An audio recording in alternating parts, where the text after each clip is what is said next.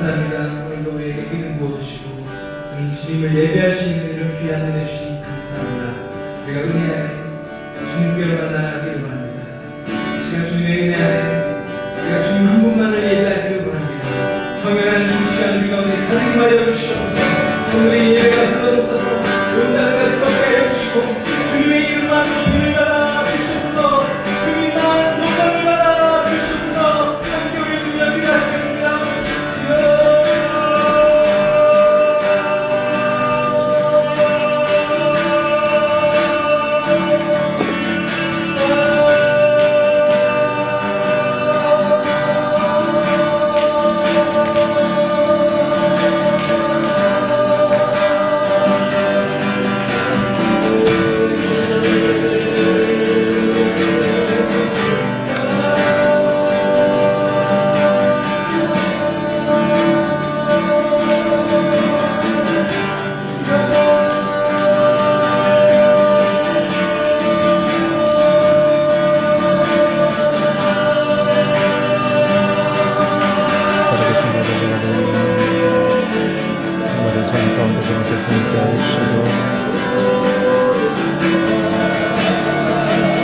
기뻐하시는 예배로 예배할 수 있도록 오늘 붙들어 주시옵소서. 오 주님 감사합니다.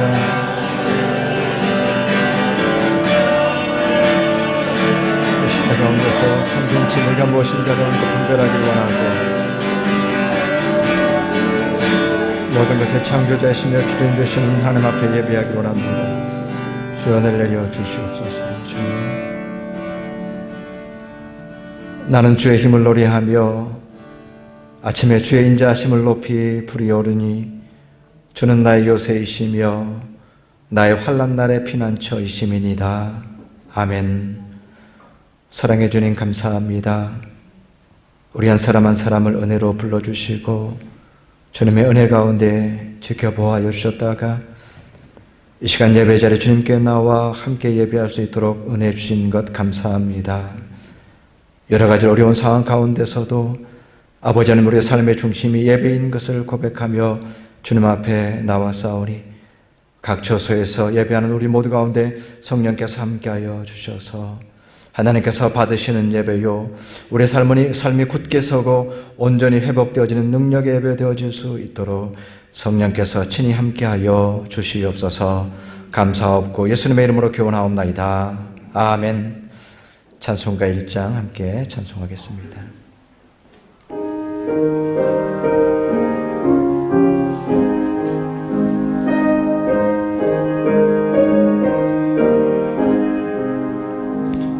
만복의 근원 하나님 온 백성 찬송 드리고 저 천사여 찬송하세. 찬송 성부 성자 성령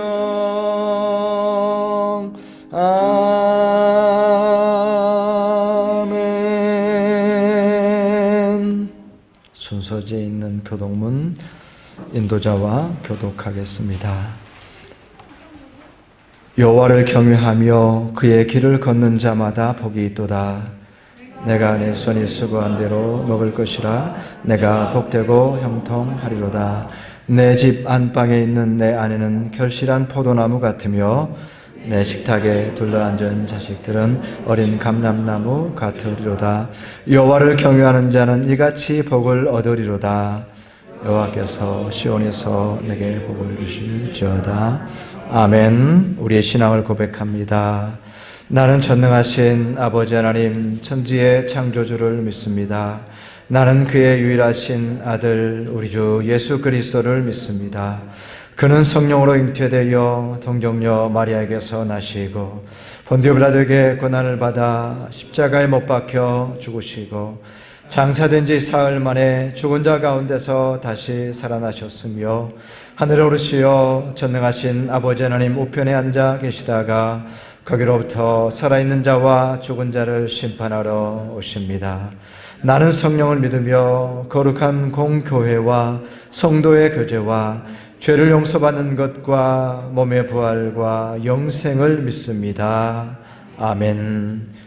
자리에 앉으셔서 찬송가 286장 찬송하겠습니다.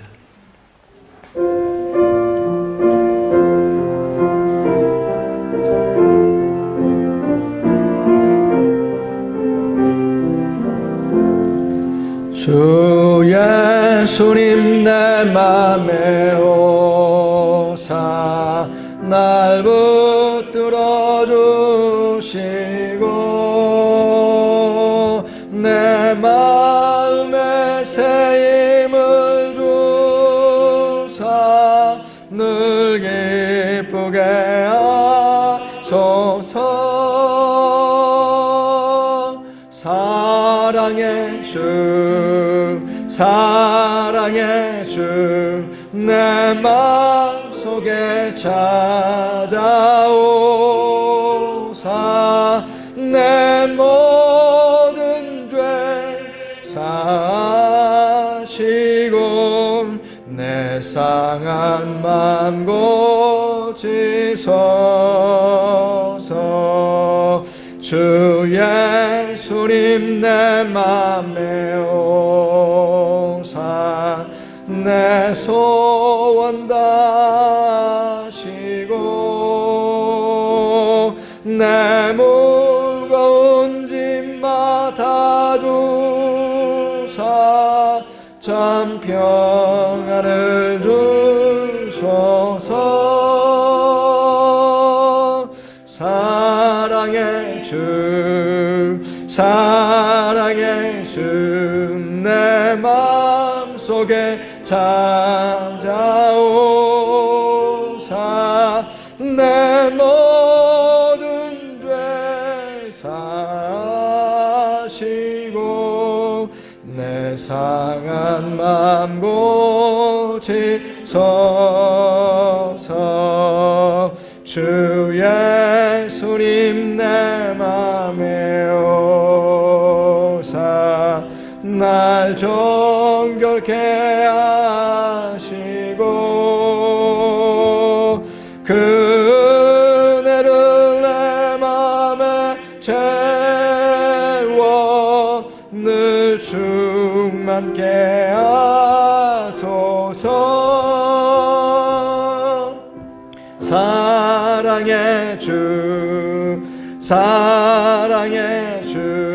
내 마음속에 찾아오사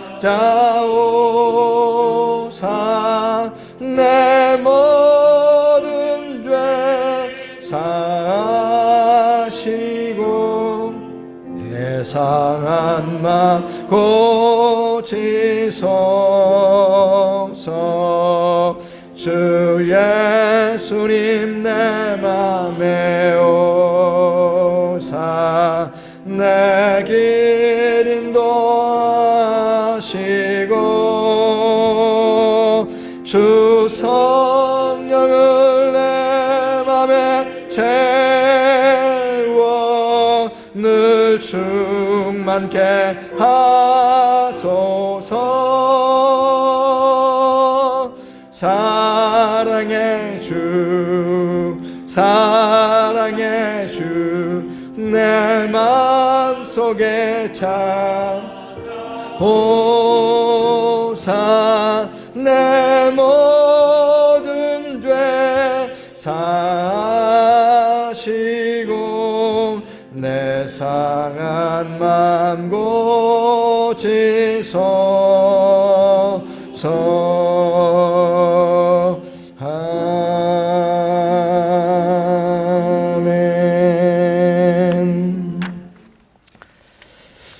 광고 말씀을 드리겠습니다.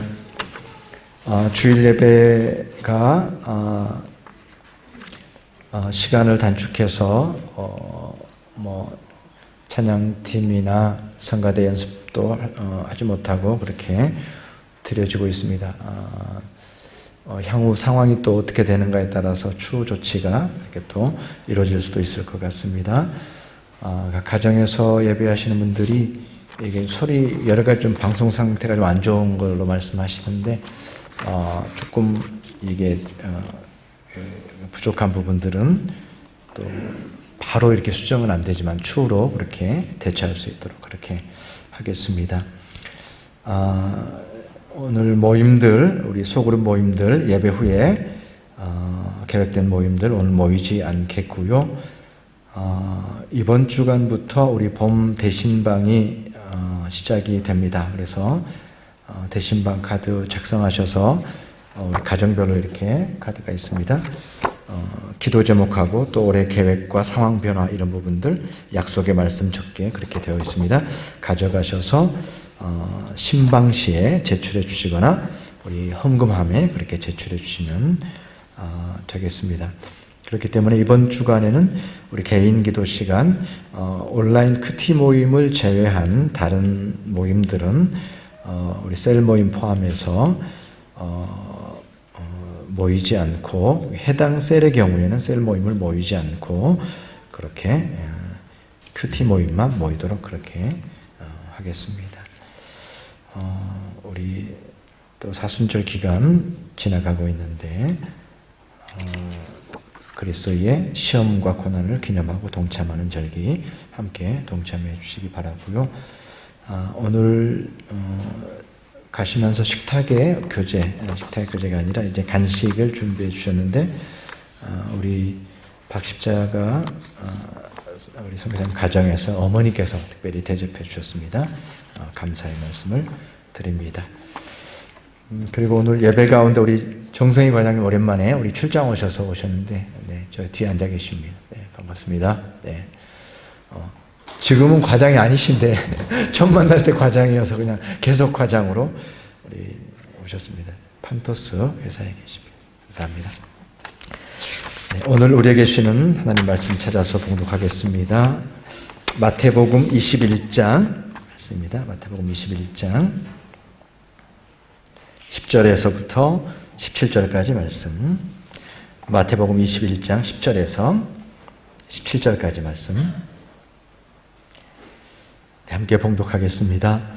예수께서 예루살렘에 들어가시니 온 성이 소동하여 이르되 이는 누구냐 하거늘 무리가 이르되 갈릴리 나사렛에서 나온 선지자 예수라 하니라. 예수께서 성전에 들어가사 성전 안에서 매매하는 모든 사람들을 내쫓으시며 돈 바꾸는 사람들의 상과 비둘기 파는 사람들의 의자를 둘러 엎으시고 그들에게 이르시되 기록된 바 내 집은 기도하는 집이라 일컬음을 받으리라 하였거늘 너희는 강도의 소굴을 만드는도다 하시니라. 맹인과 저는 자들이 성전에서 예수께 나오매 고쳐주시니 대제사장들과 서기관들이 예수께서 하시는 이상한 일과 또 성전에서 소리질러 호산나 다윗의 자손이여 하는 어린이들을 보고 노하여 예수께 말하되 그들이 하는 말을 듣느냐. 예수께서 이르시되 그렇다. 어린 아기와 젖먹이들의 입에서 나오는 찬미를 온전하게 하셨나이다 함을 너희가 읽어본 일이 없느냐 하시고 그들을 떠나 성 밖으로 베다니에 가서 거기서 유하시니라. 아멘. 찬송가 206장 찬송하겠습니다.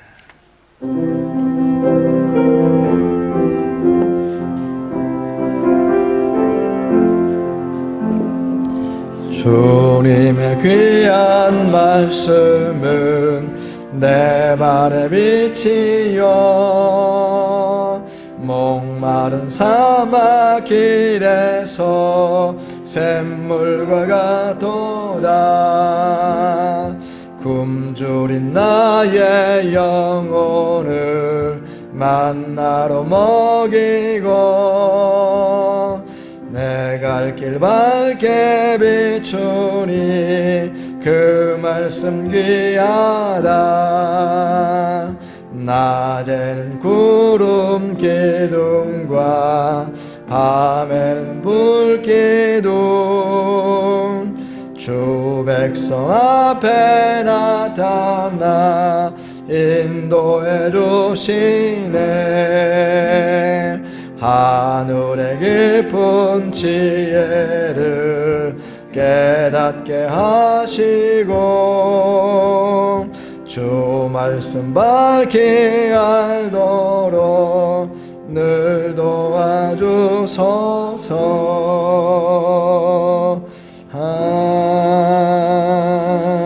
아멘.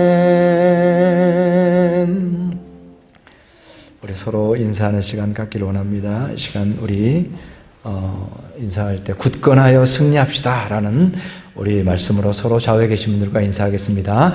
굳건하여 승리합시다. 굳건하여 승리합시다. 아멘.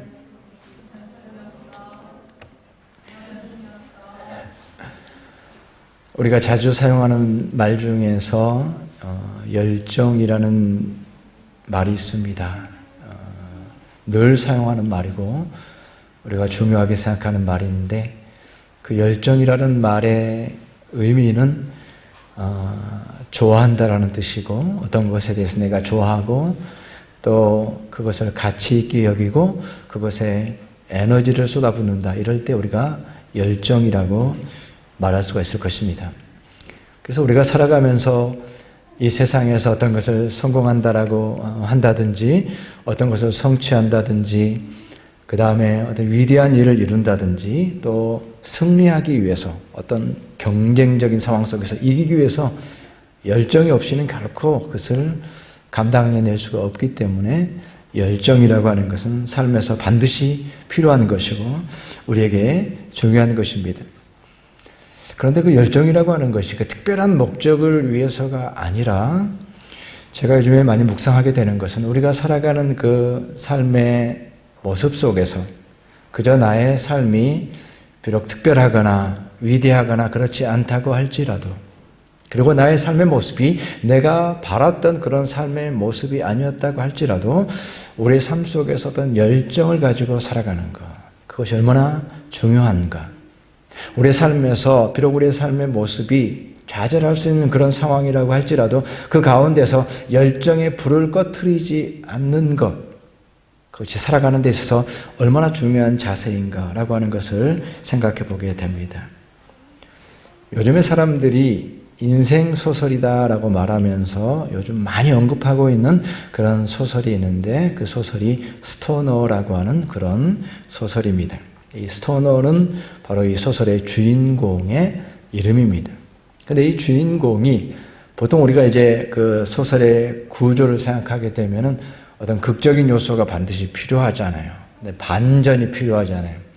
위기를 극복하고 이겨내는 그러한 모습들이, 어떤 그 감동적인 모습들이 이제 그 드러나야만 소설의 구조에 맞는 것이고, 그래야만 감동을 주는 것이고, 그래야만 어떤 인기가 있을 텐데, 이 소설은 그런 소설은 아니에요. 전혀 다른 평범한 사람, 위대할 것 없는 평범한 사람이, 그런 강한 사람도 아니었습니다. 어떤 그 위기들을 극복해내서 그것을 반전시키는 그런 능력이 있는 사람도 아니었어요. 평범한 사람이 자기에게 주어진 삶에 대해서 인내하면서 살아가다가 결국은 암에 걸려서 자기의 삶을 마감하는 그런 내용으로 되어 있어요. 그러니까 뭐 어떤 인생 반전 스토리라든지 극복 스토리라든지 이런 것이 없이 구성이 되다 보니까 그 서사적인 구조만 보면은 참 재미없는 그런 소설인 거죠. 그러다 보니까 뭐 아예 인기가 없었어요. 40년 전에 60년대에 발표된 그때는 그 초판을 2,000권을 찍었는데 그것도 다 못 팔았다 할 정도로. 근데 시간이 지나고 나서 이 소설이 재조명되면서 오늘날에 수많은 사람들이 이 소설은 내 인생 소설입니다라고 그렇게 고백하는 그런 소설이 됐습니다. 특별할 것 없는 그의 인생이지만 그러나 그의 인생 속에서 발견되어지는 것이 있습니다. 그것은 뭐냐면 자기 자신이 스스로 가치 있다고 생각하는 것에 대해서 열정을 가지고 있는 거예요. 그 내용은 뭐냐면은 문학이라고 하는 그러한 그 학문의 세계에 대해서 이 사람이 열정을 가지고 있어요. 그 다음에 우정이라는 세계에 대해서, 사람과 사람 사이의 우정에 대해서 가치를 두고 거기에 대해서 열정을 가지고 있고, 그 다음에 가르치는 일, 누군가를 가르친다라고 하는 것, 자기 자녀를 가르친다라고 하는 것, 교육한다라고 하는 것, 그 가치에 대해서 그 스스로 훌륭한 교육자였다라고 말하진 않지만, 그러나 그 가치를 알고 그것에 대해서 열정을 가지고서 살았던 삶이었습니다. 그리고 그가 그 삶, 자기의 생명에 대해서 또한 비록 그가 암에 걸려서 죽어가지만 그럼에도 불구하고 자기 생명에 대한 열정을 얘기를 합니다. 그 소설의 내용 가운데 이런 표현이 있습니다. 나는 죽고 싶지 않았다. 우리의 몸은 강해. 우리가 생각했던 것보다 강해. 항상 계속 살아가려고 하지. 이런 표현이 있습니다. 자기가 자기 육체에 죽어가는 육체를 바라보면서 그럼에도 불구하고 계속 살아가려는 자기의 육체를 긍정하면서 나는 죽고 싶지 않다, 살고 싶다라고 하는 그런 평범한, 그러면서도 자기 자신의 삶에 대한 어떤 긍정적인 자세를 가지고 있는 것을 통해서 많은 사람들이 어떤 인생의 의미를 깨닫기 때문에 이것은 내 인생 소설이다라고 고백하는 것을 보게 됩니다. 우리가 살아가면서 우리의 삶을 대하는 기본적인 태도로서의 우리의 삶에 대한 열정, 내 삶의 처지가 어떠하든지 그것이 내가 원했던 삶의 모습이었든지 아니든지와 상관없이 내가 살아가는 삶에 대해서, 내가 처한 곳에서 그 삶의 모습에 대해서 열정을 잃어버리지 않는 것, 바로 그것이 우리에게 삶을 주신, 우리에게 생명을 주신 그 하나님에 대한 최소한의 응답이요 의무라고 생각합니다. 우리가 보통 최소한의 예의다 이런 말 하는데, 우리에게 생명을 주신 하나님 앞에서 우리가 가져야 될 삶에 대한 태도는 무엇인가?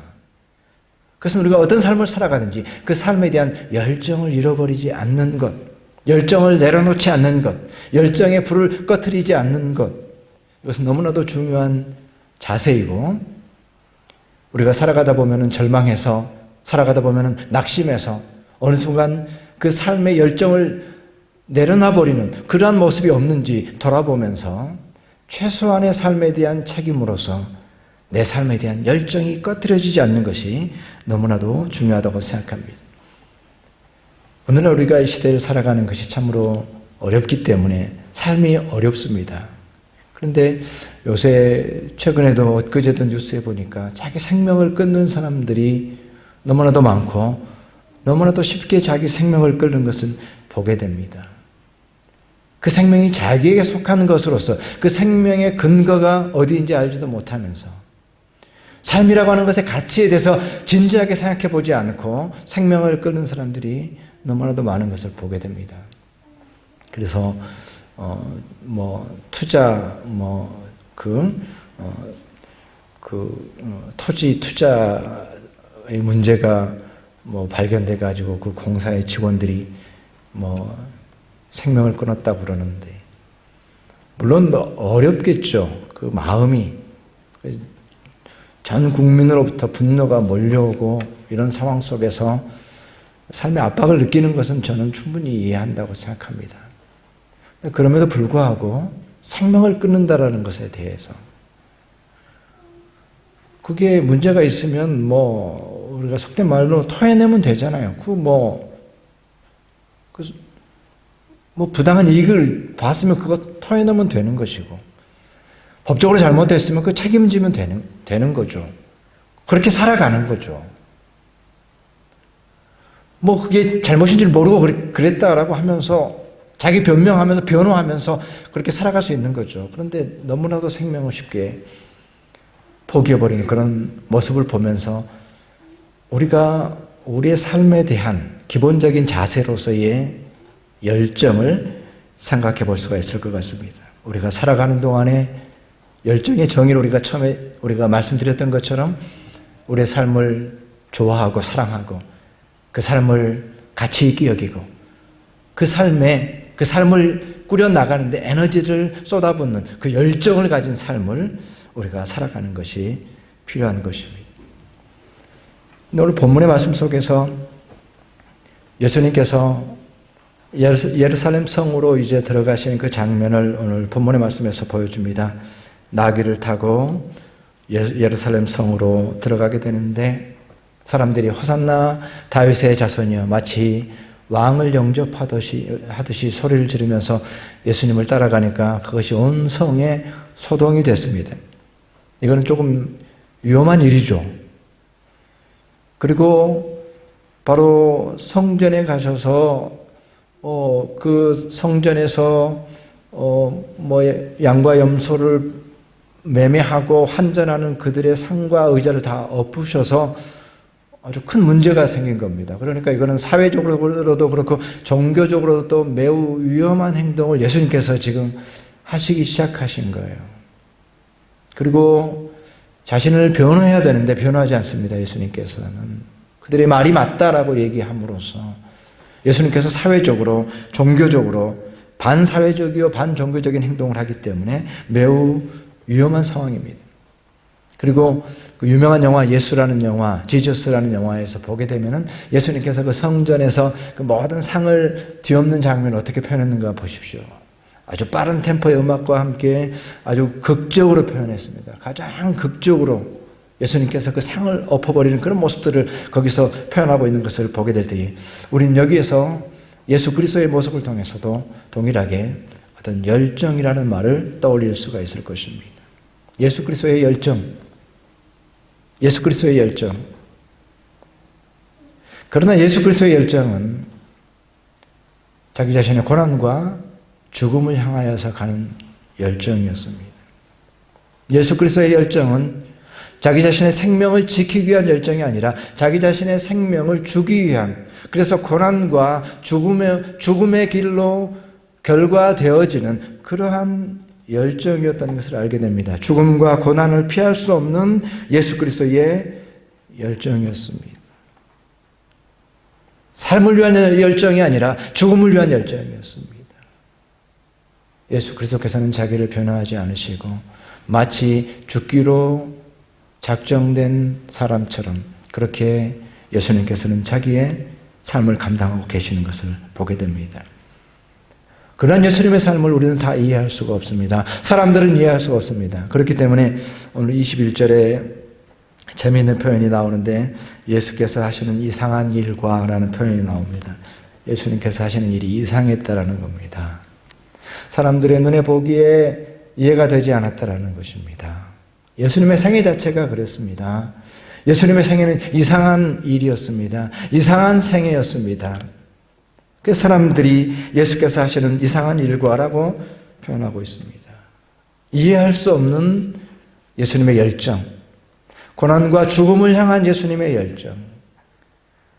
예수님께서 그렇게 하신 그 이유는 다른 것이 아니라 하나님의 그 구원의 계획을 성취하기 위하여서 사람의 일이 아니라 하나님의 일을 이루시기 위해서 오늘 본문 읽진 않았지만 4절의 말씀처럼 이는 선지자를 통하여 하신 말씀을 이루려 하심이라 라고 하는 다른 이유가 없는 것입니다. 하나님께서 계획하신 것을 이루기 위하여서 참으로 하나님의 일로서 그의 죽음을 통해서 우리를 구원하시고자 하시는 그 하나님의 일을 이루기 위해서 구원의 계획을 완성시키시기 위해서 그렇게 하셨던 겁니다. 사람의 관점으로 볼 때는 이해할 수도 없고 사람의 관점으로 볼 때는 이상한 일이었지만 그러나 하나님의 뜻을 이루기 위해서 하나님의 말씀을 이루기 위해서 그는 죽음을 향해서 고난을 향해서 열정을 가지고 달려가고 계셨던 것입니다. 그렇기 때문에 예수 그리스도의 그 고난과 죽음은 나를 구원하시려고 하는 하나님의 사랑의 열정과 닿아 있는 것입니다. 우리를 구원하시고자 하시는 그 하나님의 사랑의 열정이 바로 예수 그리스도의 죽음과 연결되어 있는 것을 보게 됩니다. 그것이 바로 예수 그리스도께서 참으로 십자가로 달려가신 그 열정의 삶의 이유가 되는 것입니다. 우리가 함께 말씀을 한 구절 찾아서 봉독하기를 원합니다. 이사야서 53장의 말씀, 예수께서 이루고자 하셨던 그 고난과 죽음의 의미가 마치 그림을 보여주듯이 너무나도 명확하게 잘 그려져 있습니다. 이사야서 53장 5절의 말씀,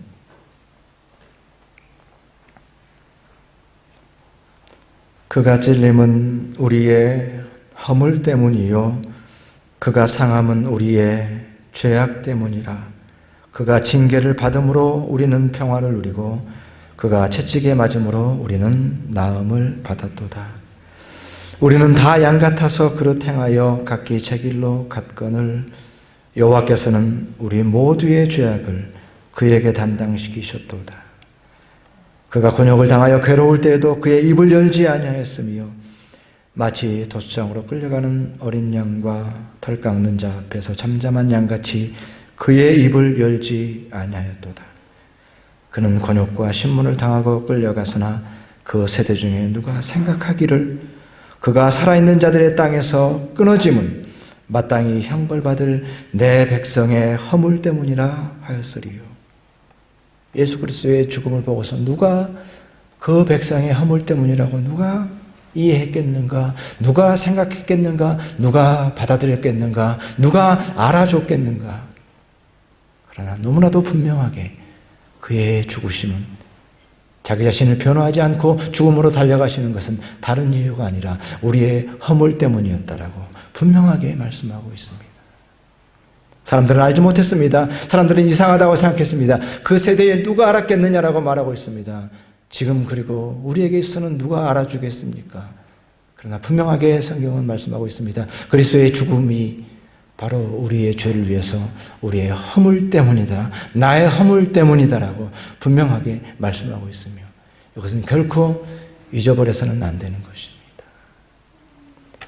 로마서 5장 7절의 말씀에 의인을 위하여 죽는 자가 쉽지 않고 선인을 위하여 용감히 죽는 자가 허기거니와 우리가 아직 죄인 되었을 때에 그리스도께서 우리를 위하여 죽으심으로 하나님께서 우리에게 대한 자기의 사랑을 확증하셨느니라. 우리가 아직 자격이 없는 죄인이었을 때에 그리스도께서 우리를 위해서 죽으셨다. 그것이 하나님의 사랑이었다라고 말씀하고 있습니다. 이것이 바로 예수 그리스도의 고난과 죽음을 받아들이는 우리의 믿음입니다. 우리의 고백입니다. 그리고 그것을 통해서 진실한 나 자신의 모습이 어떠한 모습인가를 알 수가 있게 됩니다. 그것은 다름 아니라 예수 그리스도께서 왜 고난과 죽음으로 달려가셨는가? 그것을 통해서 분명하게 우리가 확실히 알 수 있는 것은 나 자신이 얼마나 죄 가운데 있었고 나의 죄가 얼마나 깊었고 나의 죄가 얼마나 변명할 수 없는 것이었는가라고 하는 것을 알 수가 있게 되는 것입니다. 예수 그리스도의 그 고난과 죽음을 향해서 달려갈 수밖에 없었던 그 피할 수 없었던 십자가의 길의 의미가 무엇인가 그것을 통해서 나 자신을 분명하게 볼 수가 있게 되는 것입니다. 내가 죄인인 것을 깨닫게 되는 것입니다. 내가 변명할 수 없는 죄인인 것을 깨닫게 되는 것입니다. 그리스도를 하나님의 아들을 십자가와 죽음으로 몰고 간 것은 바로 나의 죄였다라고 하는 사실을 분명하게 깨닫게 되는 것입니다. 그것을 깨닫게 되는 것입니다. 예수 그리스도의 고난을 통해서 마치 거울을 보듯이 나 자신에 대해서 나 자신의 죄에 대해서 우리는 분명하게 깨닫게 되는 것입니다. 분명하게 고백하게 되는 것입니다. 내가 죄인입니다라고 고백하게 되는 것입니다. 내가 피할 수 없는 죄인인 것을 알게 됩니다. 사람들이 어떻게 보는 것과 상관없이 내가 내 스스로 어떻게 변호하고 어떻게 판단하는 것과 상관없이 그리스도께서 죽음으로 달려가게 되신 것은 바로 나의 죄 때문이라고 하는 것을 분명하게 알게 되는 것입니다. 그것이 변명할 수 없는 사실이라고 하는 사실을 알게 되는 것입니다. 그래서 그리스도께서 고난과 죽음을 향해서 열정을 가지고 달려가셨을 때에 그것은 나의 죄의 확실함으로 분명하게 돌아오게 되는 것입니다. 나는 죄인이다라고 하는 말은 우리가 어떤 사람에게 너 죄인이냐라고 말한다고 한다면 그 말은 누군가를 글쎄요 죽이는 말이다 이렇게 표현할 수도 있겠죠. 너는 죄인이다. 그러나 예수 그리스도의 고난과 죽음 앞에서 우리 스스로가 고백하는 나는 죄인입니다라고 하는 고백은 나를 죽이는 말이 아닙니다. 예수 그리스도의 고난과 십자가 앞에서 나는 죄인입니다라고 하는 이 말은 나를 죽이는 말이 아니라 나를 살리는 말이 되는 것입니다. 예수 그리스도의 구원의 은총입니다.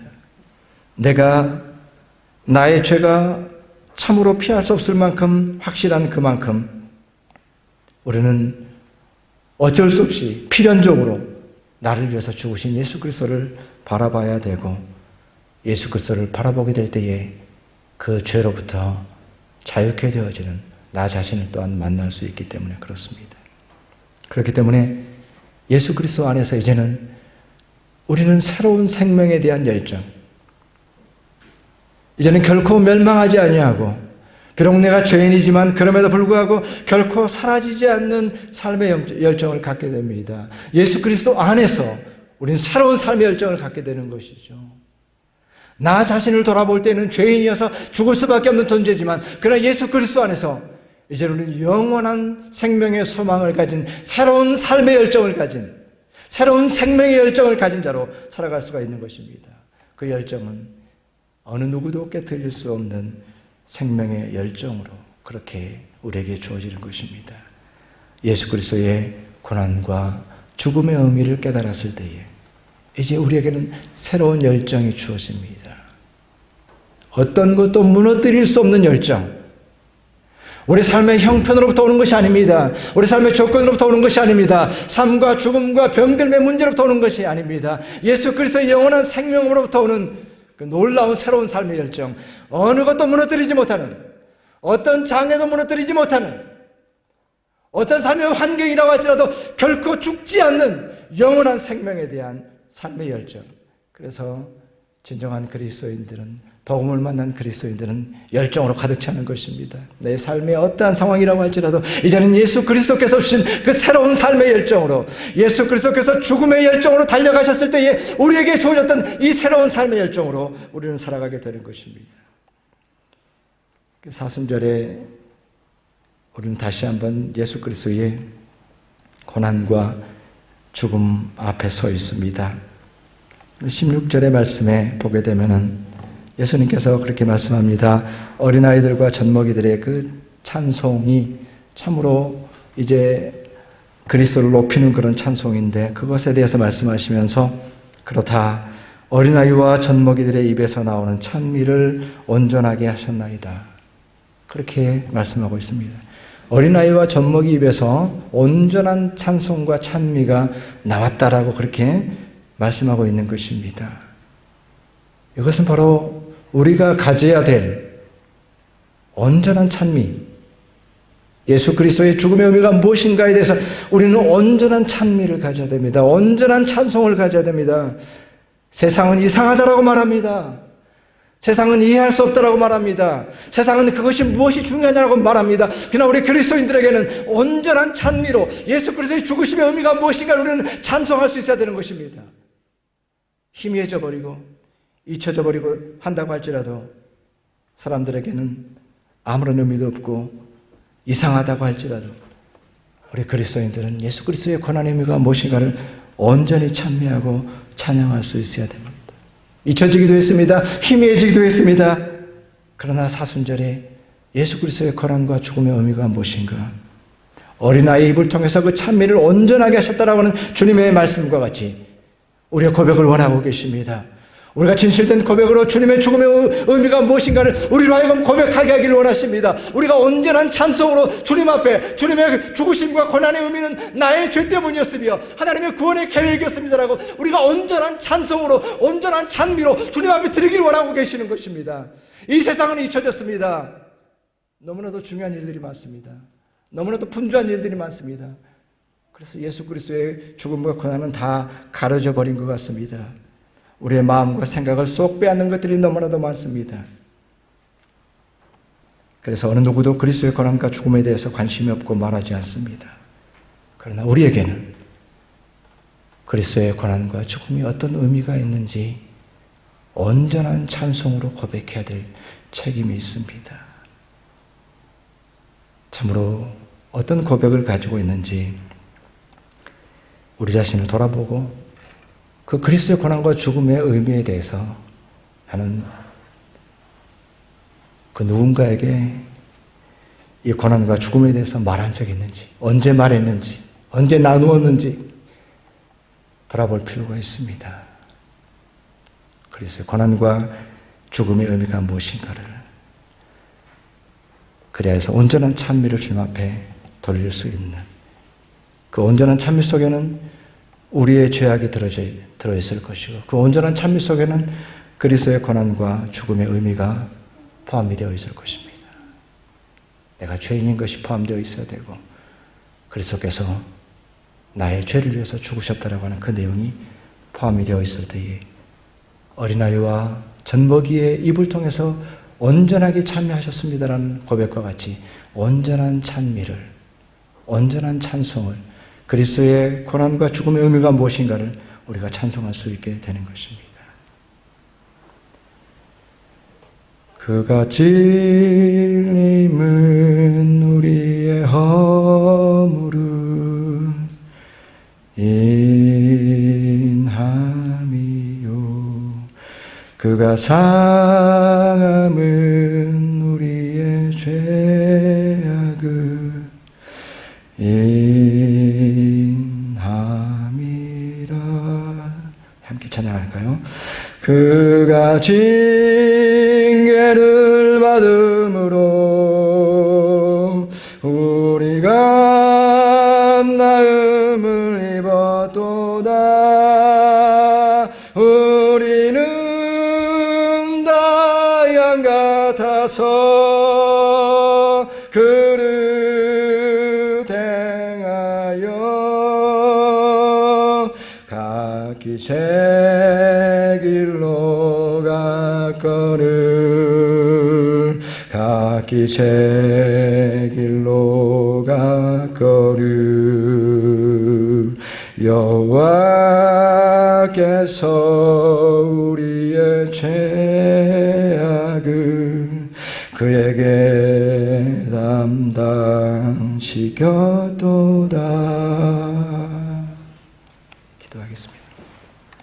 사랑의 주님, 이 사순절을 지나가면서 우리가 예수 그리스도께 드려야 될 온전한 찬송이 무엇인지 우리 삶 속에 회복되어질 수 있도록 은혜를 내려 주시옵소서. 예수님의 이름으로 기도하옵나이다. 아멘. 찬송가 265장 찬송하겠습니다.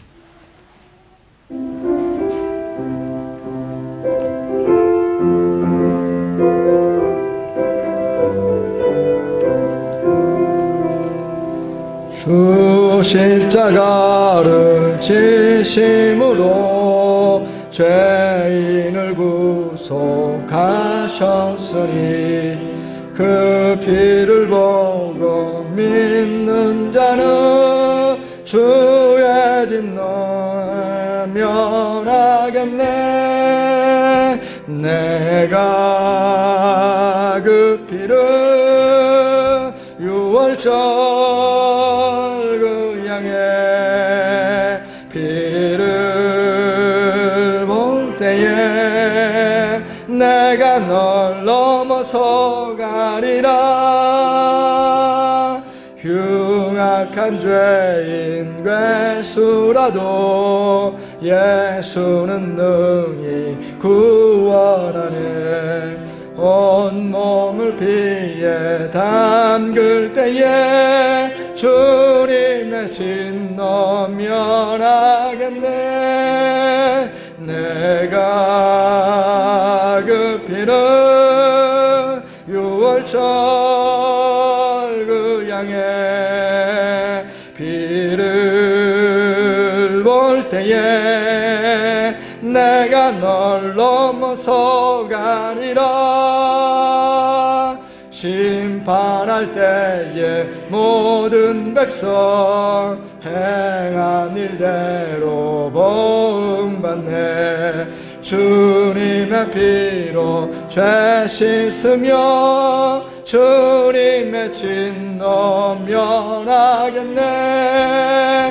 내가 그 피를 유월절 그 양의 피를 볼 때에 내가 널 넘어서 가리라. 그 주의 사랑 크신 은혜 도열의 능력을 지하세. 심판의 불이 내릴 때에 주님의 진노 면하겠네. 내가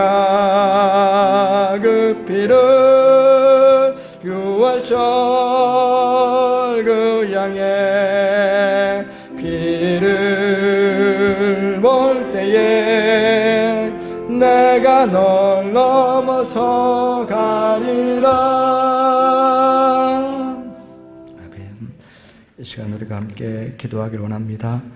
감사의 마음과 또 결단의 마음과 우리 삶 속에 소중한 기도의 제목들을 참으로 주님 앞에 간구하는 간구의 마음을 담아서 이 시간 참으로 오늘 이 예배 가운데 주신 주님의 은혜를 기억하면서 함께 응답의 기도로 기도하는 시간 갖겠습니다.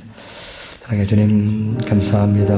아버지요, 주님 앞에 아버지 예배하게 하시고 이 어려운 상황 가운데서도 우리가 각자의 상황 가운데에서 처지 가운데서 예배할 수 있는 귀한 은혜 주셔서 감사하고, 찬양을 통해서 말씀을 통해서 우리에게 또한 도전하신 것 감사합니다. 주님 보시기에 합당한 삶의 모습이 무엇인가를 생각하게 하시고 마땅히 우리 삶에 변화되어야 될 삶의 자세와 아버지 하나님이여 참으로 변화되어야 될 삶의 우선순위가 있다고 한다면 아버지 결단하여 나아가는 시간 되길 원합니다. 주여 순종하게 되어지길 원합니다. 고백하게 되어지길 원합니다. 아버지 하나님이여 참으로 주님 앞에 부끄러움 없는 삶을 살아갈 수 있기를 원합니다. 주여 참으로 결단하게 하여 주시옵소서. 순종하게 하여 주시옵소서. 아버지 하나님이여 그리스도의 고난과 죽으심의 의미가 무엇인가를 깨닫게 하여 주시고 아버지 온전한 찬미로 주님 앞에 영광 돌리는 삶을 살아갈 수 있도록 주 역사하여 주시옵소서. 아버지 하나님이여 우리의 삶의 모든 기도의 제목들 주님께서 아십니다. 아버지여 구하오니 응답하여 주시옵소서. 가장 소중한 삶의 기도의 제목들을 이 시간 주님 앞에 내어놓습니다. 주님께 맡깁니다. 아버지 주님의 손에 의탁합니다. 주께서 이루어 주시옵소서. 주께서 역사하여 주시옵소서. 주께서 채워 주시옵소서. 부족함이 없도록 하시고 아버지 하나님이여 역사하여 주시옵소서. 사랑해 주님 감사합니다. 주님 앞에 예물을 드립니다. 아버지의 물질이 하나님처럼 된 시대를 살아가지만 우리는 오직 하나님만을 섬기는 믿음의 고백으로 주님 앞에 예물 드리오니 정성껏 준비한 11조 예물과 감사헌금과 선교헌금과 주일헌금 위에 주님께서 복을 내려 주시고 아버지 향기로운 제물로 온전히 주님께서 흠양하여 주시되 우리 삶에 언제나 통행하여 주시는, 돌보아 주시는, 함께하여 주시는 주님의 은혜가 넘칠 수 있도록 주여 역사하여 주시옵소서. 이 땅을 살아가면서 아버지 하나님의 참으로 때로는 노심초사하며 불안할 때가 있습니다. 주여 함께하여 주시고 우리가 어떤 상황 가운데 있든지 주님을 바라보게 하여 주시고 아버지 하나님이여 주님의 능력으로 감당하며 살아갈 수 있도록 지혜와 능력으로 함께하여 주시옵소서. 특별히 아버지 하나님이여 참으로 강건함을 다하여 주셔서 모든 질병과 모든 감염으로부터 저희를 지켜보호하여 주시옵소서. 이 예물이 쓰일 때도 하나님의 영광을 위해서만 귀하게 쓰임받기를 원하옵고 감사드리며 이 모든 말씀 예수님의 이름으로 기도하옵나이다. 아멘. 다 같이 자리에서 일어나셔서 주님께서 가르치신 기도로 기도하고 축복의 찬양하겠습니다. 함께 기도하겠습니다. 하늘에 계신 우리 아버지, 아버지의 이름을 거룩하게 하시며 아버지의 나라가 오게 하시며 아버지의 뜻이 하늘에서와 같이 땅에서도 이루어지게 하소서. 오늘 우리에게 일용할 양식을 주시고 우리에게 잘못한 사람을 용서해 준 것 같이 우리 죄를 용서하여 주시고 우리를 시험에 빠지지 않게 하시고 악에서 구하소서. 나라와 권능과 영광이 영원히 아버지의 것입니다. 아멘.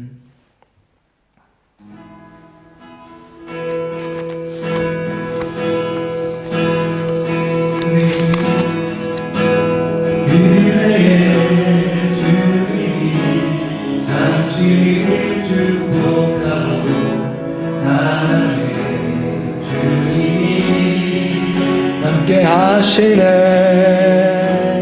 은혜의 주님이 당신을 축복하고 사랑의 주님이 함께 하시네.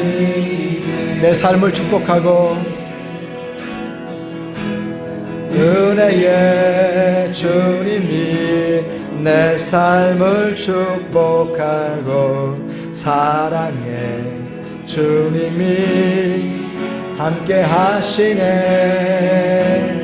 은혜의 주님이 내 삶을 축복하고 사랑해 주님이 함께 하시네.